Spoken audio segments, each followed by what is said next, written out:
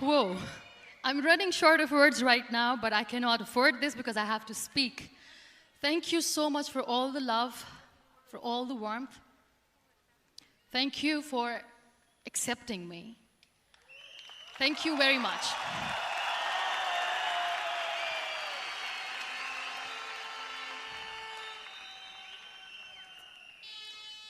Well, I always start my talk with a disclaimer.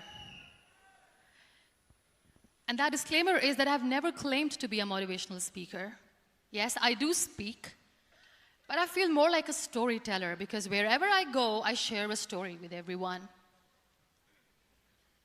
Well, it is a story of a woman whose perfectly imperfect life made her who and what she is today.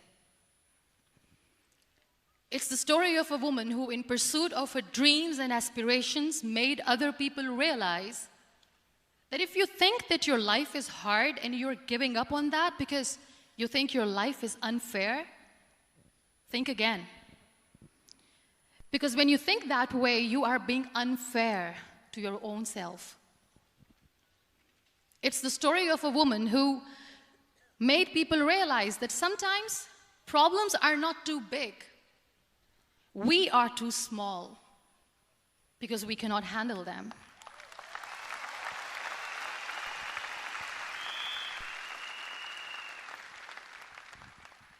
It is the story of a woman who with time realized that real happiness doesn't lie in success, money, fame. It lies within. Real happiness lies in gratitude. So I am here, and I'm going to share the story of that woman. That is my story. The story of gratitude.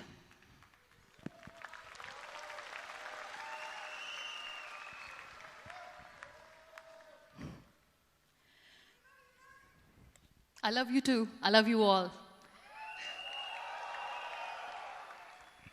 I believe in the power of words. Many people speak before they think.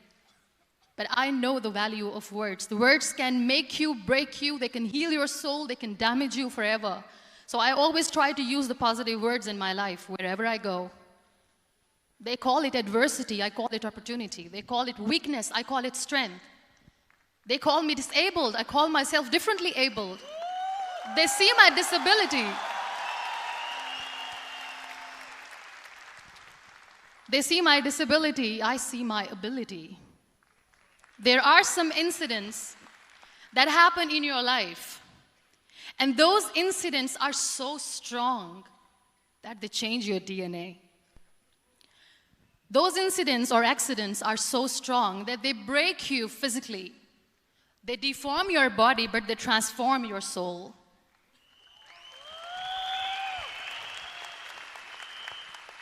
Those incidents break you, deform you, but they mold you into the best version of you. And the same thing happened to me.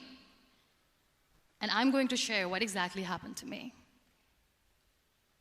I was 18 years old when I got married. And this thing I'm sharing for the very first time on an international level. I was 18 years old when I got married. I belonged to a very conservative family, a Baloch family, where good daughters never say no to their parents. My father wanted me to get married. And all I said was, if that makes you happy, I'll say yes. And of course, it was never a happy marriage. Just about after 2 years of getting married, about 9 years ago, I met a car accident. Somehow my husband fell asleep and the car fell in the ditch. He managed to jump out, saved himself. I'm happy for him. But I stayed inside the car and I sustained a lot of injuries. The list is a bit long. Don't get scared. I'm perfectly fine now. Radius ulna of my right arm were fractured. The wrist was fractured. Shoulder bone and collarbone were fractured. My whole rib cage got fractured. And because of the rib cage injury, lungs and liver were badly injured. I couldn't breathe. I lost urinary bowel control. That's why I have to wear the bag wherever I go. But that injury that changed me and my life completely as a person and my perception towards living my life was the spine injury. 3 vertebrae of my backbone were completely crushed, and I got paralyzed for the rest of my life.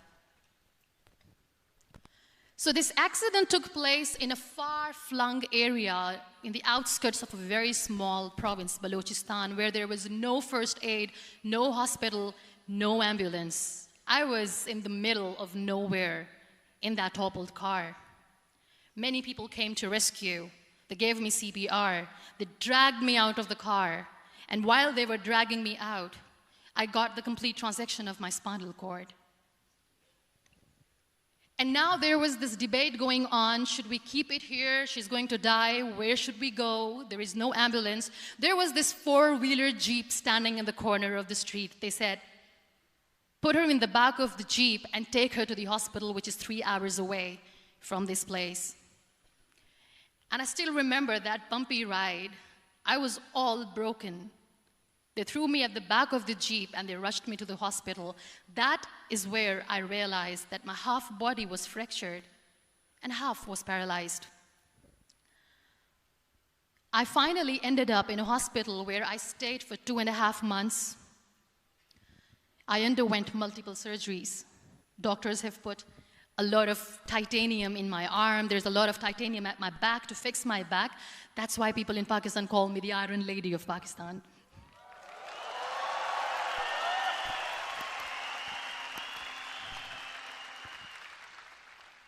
Sometimes I wonder how easy it is for me to describe all this all over again. And somebody has rightly said that when you share your story and it doesn't make you cry, that means you have healed.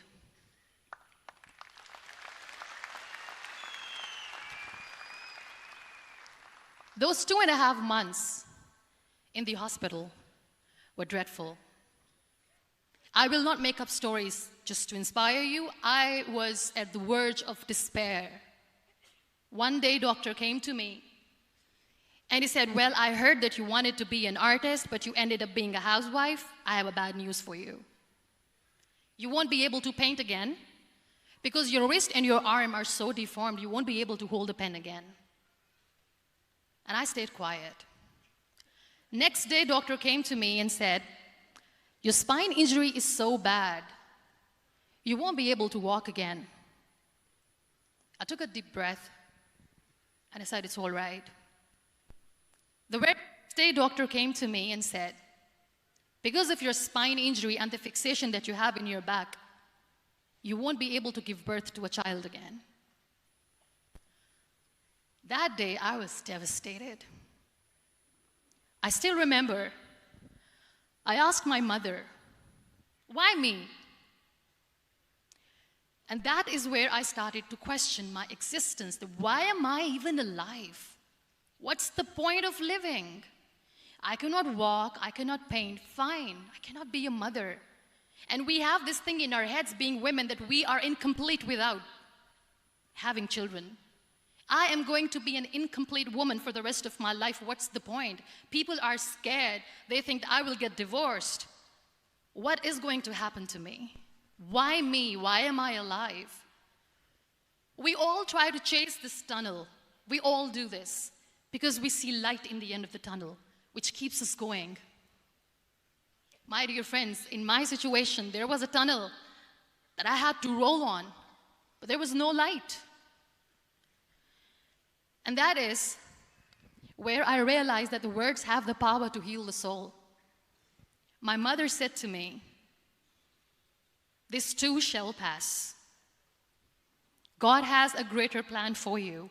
I don't know what it is, but He surely has.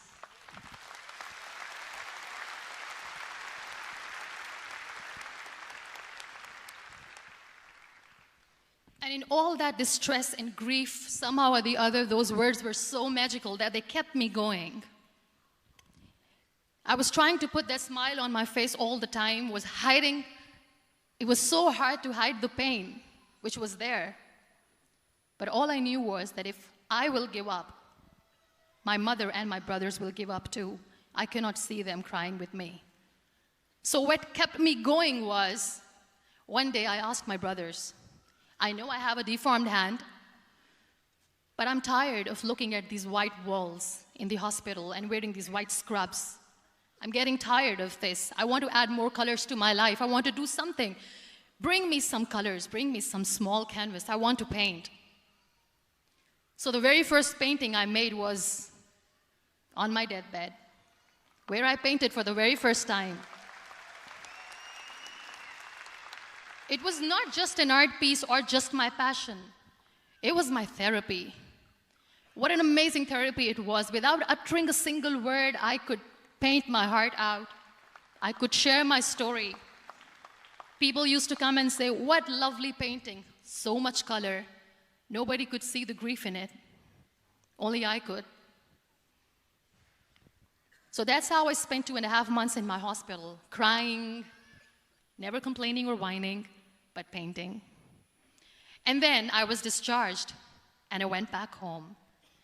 And I went back home, and I realized that I have developed a lot of pressure ulcers on my back and on my hip bone. I was unable to sit. There were a lot of infections in my body, a lot of allergies. So doctors wanted me to lie down on the bed straight for not 6 months, for not 1 year, for 2 years. I was bedridden, confined in that one room, looking outside the window, listening to the birds chirping, and thinking maybe there will be a time when we'll be going out with the family and enjoying the nature. That was the time where I realized how lucky people are, but they don't realize. That is the time where I realized that the day I'm going to sit, I'm going to share this pain with everyone to make them realize how blessed they are, and they don't even consider them lucky. There are always turning points in your life. There was a rebirth day that I celebrated. After 2 years and 2.5 months, when I was able to sit on a wheelchair, that was the day when I had the rebirth. I was a completely different person. I still remember the day I sat on the wheelchair for the first time, knowing that I'm never going to leave this, knowing that I won't be able to walk for the rest of my life. I saw myself in the mirror, and I talked to myself. And I still remember what I said. I cannot wait for a miracle to come and make me walk. I cannot sit in the corner of the room crying, cribbing, and begging for mercy because nobody has time.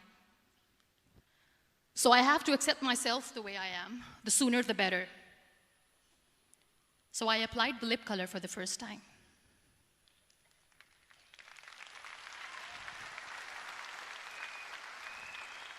And I erased it. And I cried. And I said, what am I doing? A person on a wheelchair should not do this. What will people say? Clean it up. I put it again. This time I put it for myself. Because I wanted to feel perfect from within.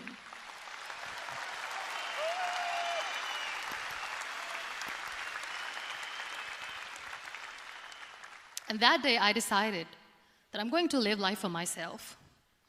I am not going to be that perfect person for someone. I am just going to take this moment and I will make it perfect for myself. And you know how it all began? That day I decided that I'm going to fight my fears.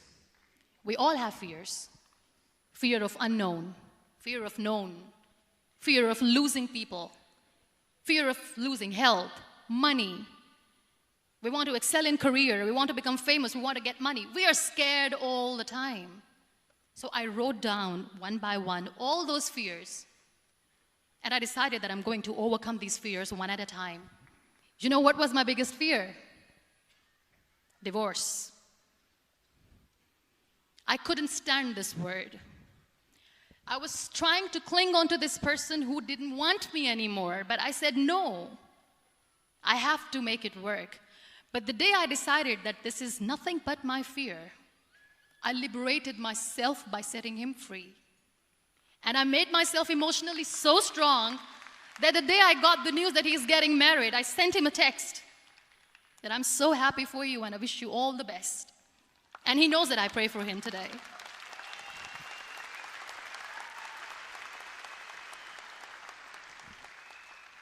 My biggest fear, number 2, was I won't be able to be a mother again. And that was quite devastating for me. But then I realized there are so many children in the world, all they want is acceptance. So there is no point of crying, just go and adopt one. And that's what I did.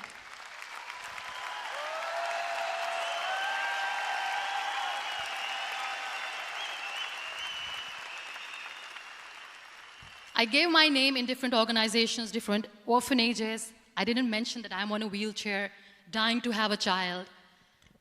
So I just told them that this is MUNIBA Mazari and she wants to adopt a boy or girl, whatsoever, but I want to adopt a kid. And I waited patiently. 2 years later, I got this call from a very small city in Pakistan.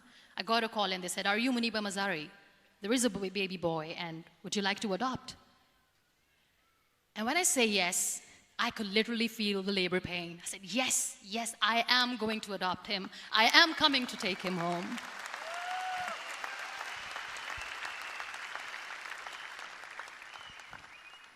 And when I reached there, the man was sitting and he was looking at me from head to toe.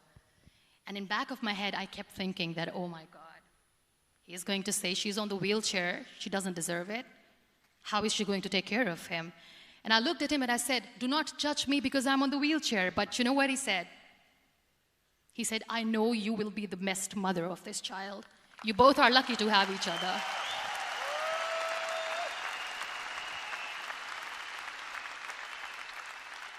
And that day, I was 2 days old, and today he's 6.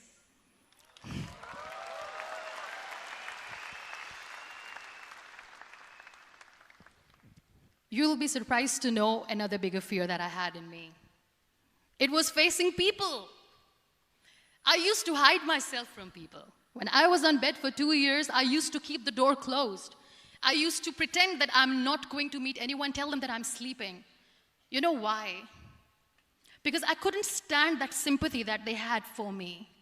They used to treat me like a patient. When I used to smile, they used to look at me and say that, "You're smiling, are you okay?" I was tired of this question being asked, "Are you sick?" Well, a lady yesterday at the airport asked me, "Are you sick?" And I said, well, besides the spinal cord injury, I'm fine, I guess.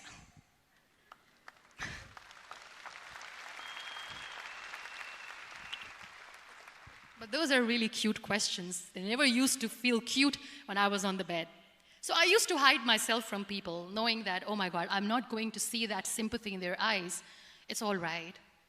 And today I'm here speaking to all these amazing people because I have overcome the fear.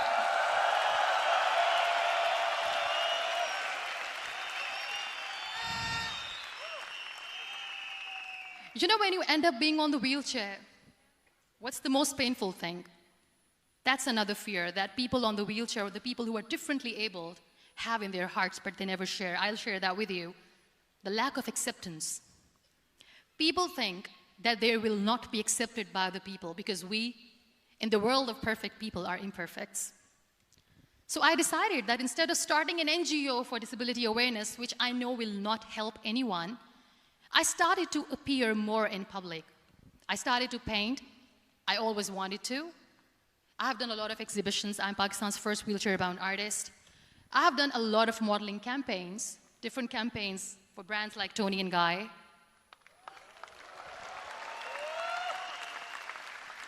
I have done some really funny, breaking the barriers kind of modeling.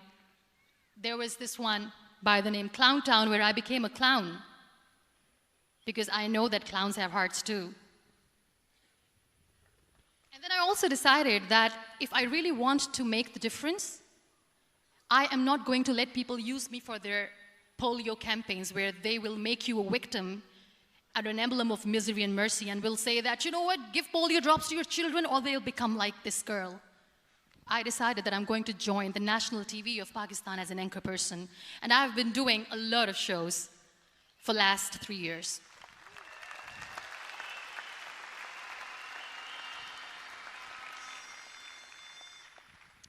So when you accept yourself the way you are, the world recognizes you.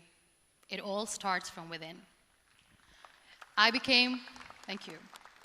I became the National Goodwill Ambassador for UN Women Pakistan, and now I speak for the rights of women, children. We talk about inclusion, diversity, gender equality, which is a must. I was featured in BBC 100 Women for 2015. I'm one of the Forbes 30 under 30 for 2016. And it all didn't happen alone. You all are thriving in your careers. You have bigger dreams and aspirations in life. Always remember one thing. On the road to success, there is always we, not me. Do not think that you alone can achieve things. No. There is always another person who is standing behind you, maybe not coming on the forefront, but behind you, praying for you and supporting you. Never lose that person. Never.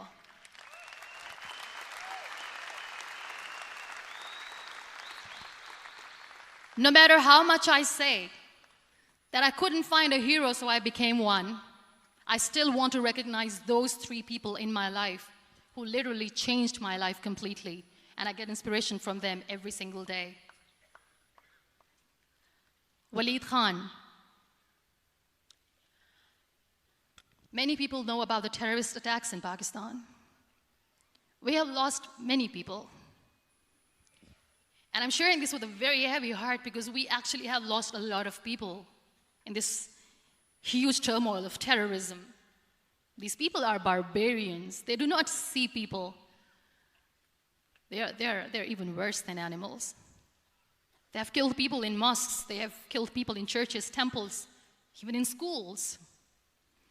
There was this terrorist attack in Army Public School, Peshawar, where these terrorists entered in an examination hall and they killed our children. And in that attack, that day, this beautiful boy, Waleed Khan, who was my hero, my real life hero, was the proctor who was taking care of the students, was keeping an eye on the students. Those barbarians shot him 3 times in the face, 5 times on his body, and he fell down. I was asked to give a talk in the school after a week of that terrorist attack. With a very heavy heart, I went there and I spoke. We sang a few national songs. I thought that maybe I've done my part, but deep inside, it was killing me. I could see children injured. I could see children sitting on the wheelchairs, looking at me, wondering, what next? What was our fault? Just because we were here to give examination, we have been shot. So many people, so many children lost their friends. Their classrooms were empty. The next day they went to the classroom. So this kid, Waleed Khan, I was asked that he is in a hospital right now, and you have to go and see him and motivate him and tell him that it's going to be okay. And when I saw Waleed Khan coming on the wheelchair for the first time in front of me, face was all deformed. His leg was fractured, his arm was fractured. He couldn't talk, he lost his teeth. He cannot sneeze, he cannot smell. He cannot eat. And I kept thinking, what should I say? That everything is going to be all right? No, nothing is all right. And while I was juggling with the words, what to say, what not to say, this beautiful child, Waleed Khan, came to me and he said, "Are you MUNIBA Mazari?" I said, "Yes." He said, "Baji, let's take a selfie."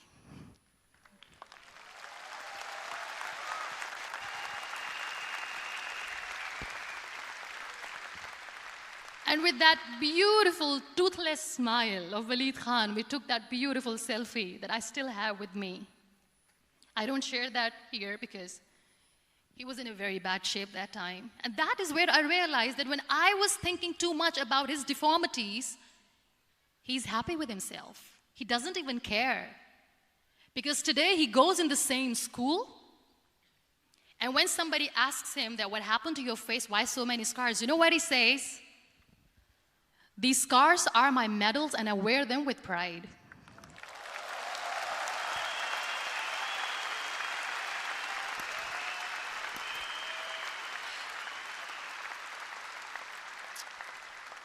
and how beautifully he says the terrorists wanted me not to study. I am going to study. I will become a doctor one day. And this is my way of taking revenge from those terrorists. Another real-life hero, of course, my son. His name is Nile, N-I-L-E, River Nile. I learned so much from this kid. The first and foremost thing is patience. How to be patient when you know that your mother cannot walk, when you know that your mother is different from the other women, when you know that your mother cannot go out and play with you, how to stay calm. He loves football. And when we got the very first football, he was 4 years old. He was super excited. I still remember he came in the room and he said, "Mom, let's play football." And he kept the ball in my feet. And he said, "Let's kick it." And that day I felt disabled. I said, "I cannot kick the ball." And I was down with the same face. He looked at me and he said, "Well, that's all right. Your legs are not working, but your hands do. Let's play catch the ball."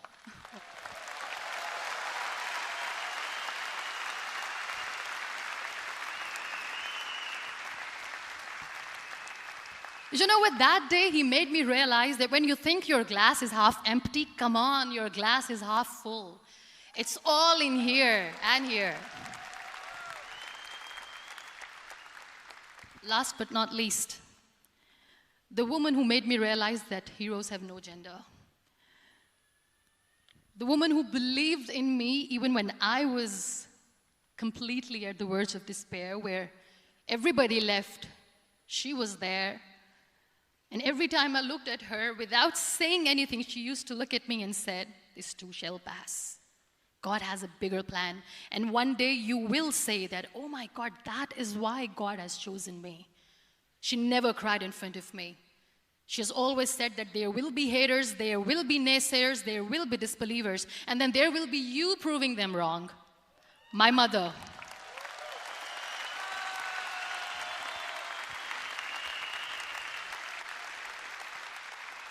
Whatever I am today, I'm nothing without her. I'm nothing without her. Thank you, Mama. I wish you were here. Thank you for making me who I am today.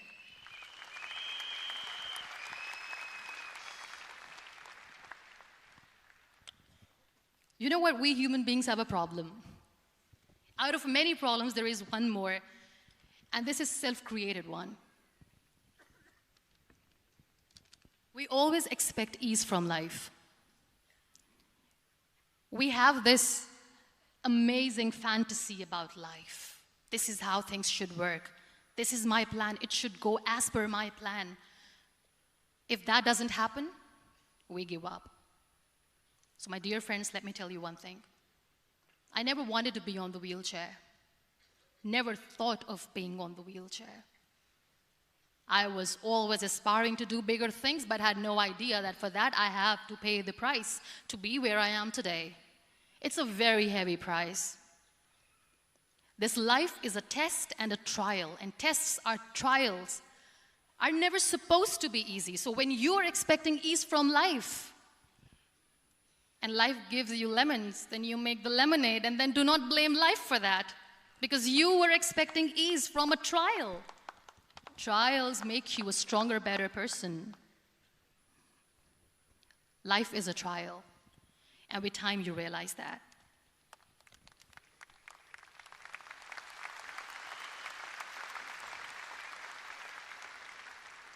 It is okay to be scared. It is okay to cry. Everything is okay, but giving up should not be an option. They always say that failure is not an option. Failure should be an option, because when you fail, you get up, and then you fail, and then you get up, and that keeps you going. That's how humans are strong.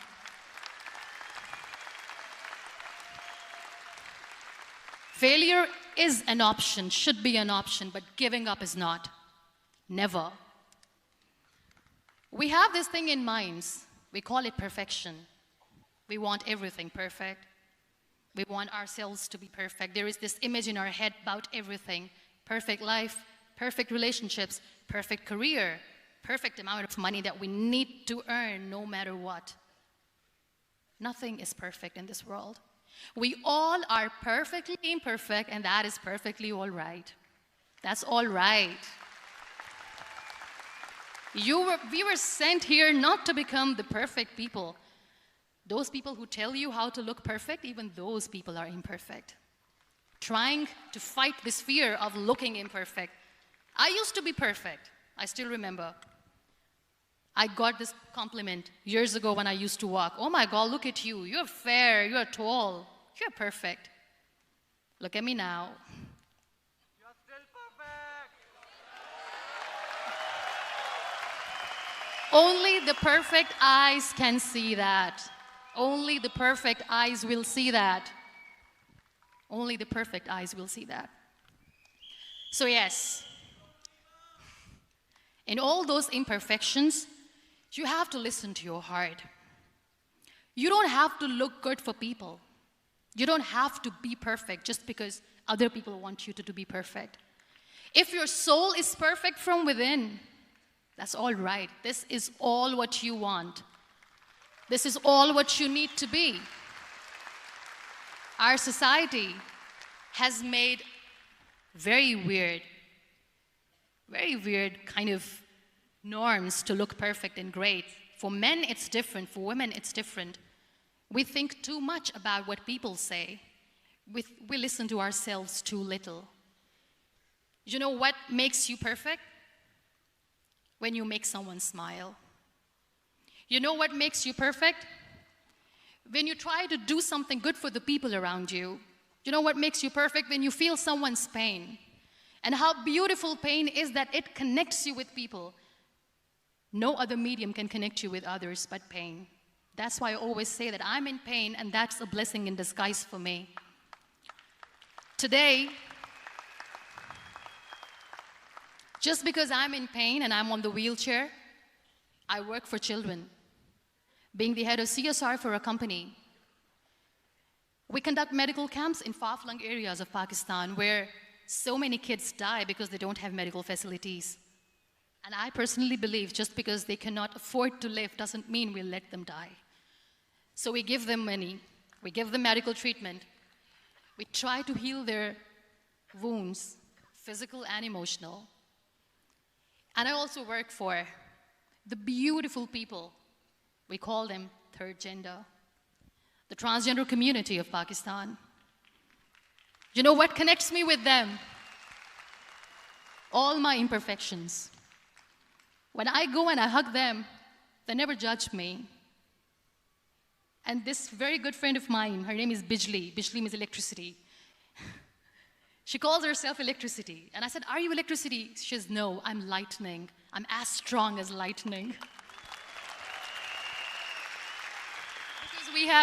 Because we have very bad power outage, so she doesn't want me to call her electricity. So she says, I am very strong. I'm thunder, I'm lightning. She came to me, and the first time I hugged her, she said, you are just like me. And I said, yes, I am like you. Because to people, we are so imperfect. So how beautiful these imperfections are, that because of these imperfections, you can connect with people. Then why are we all running after being perfect? What's the point?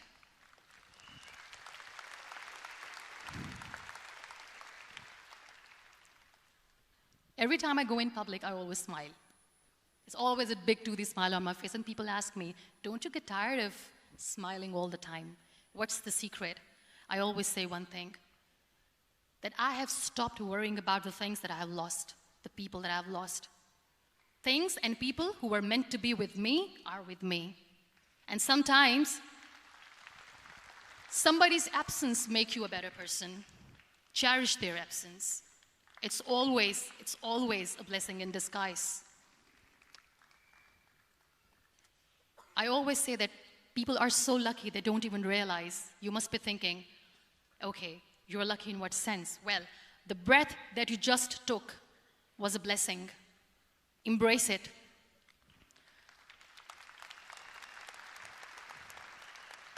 There are so many people in the world who are dreaming to live a life that you are living right now. You have no idea. Embrace each and every breath that you are taking. Celebrate your life. Live it. Don't die before your death. We all die.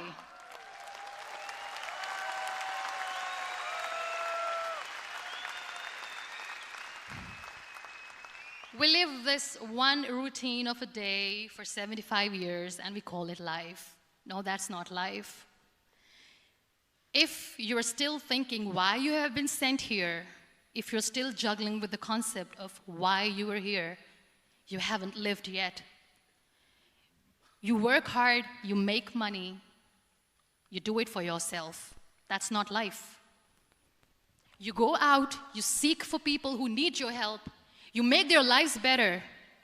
You become that sponge which can absorb all the negativity, and you become that person who can emit beautiful, positive vibes. And when you realize that you have changed someone's life, and because of you, this person didn't give up, that is the day when you live.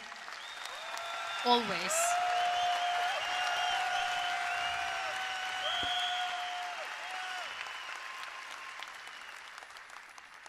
We were talking about gratitude, why I smile all the time. I cry all night when nobody sees me, because I'm a human and I have to keep the balance. And I smile all day because I know that if I will smile,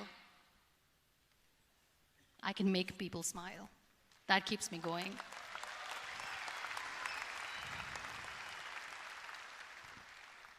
Be grateful for what you have, and you will always, always end up having more.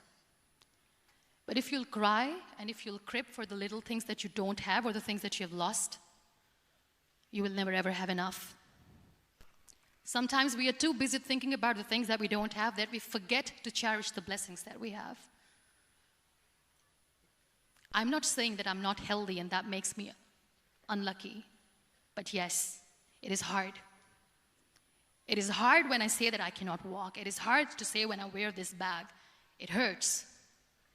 But I have to keep going, because never giving up is the way to live, always.